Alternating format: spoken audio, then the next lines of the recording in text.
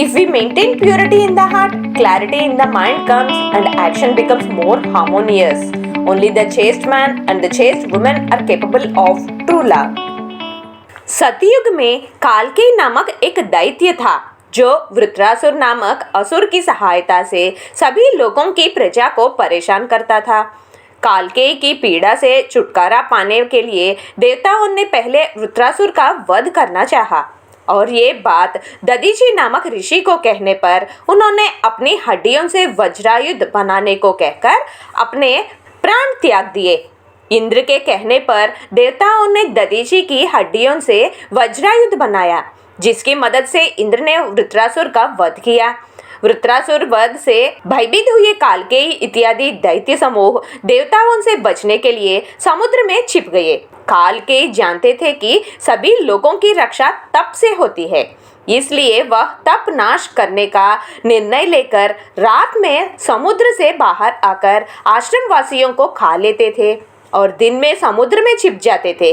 इससे परेशान हुए देवताओं ने एक समय पर वराह रूप धारण कर समुद्र में डूबे धरती को बचाने वाले महाविष्णु की शरण ली।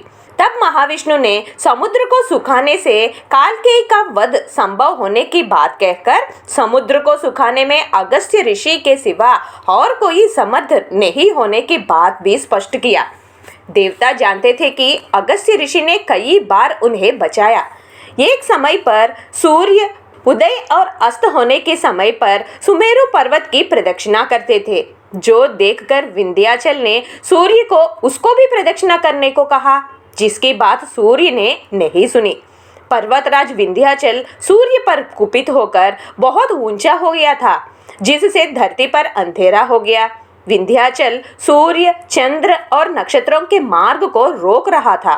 उस समय अगस्त्य ऋषि ने अपने पत्नी के साथ विंध्याचल के पास जाकर वह दक्षिण की ओर जाने के लिए उन्हें रास्ता देने के लिए कहा और वह वापस लौटने तक प्रतीक्षा करने को भी कहा।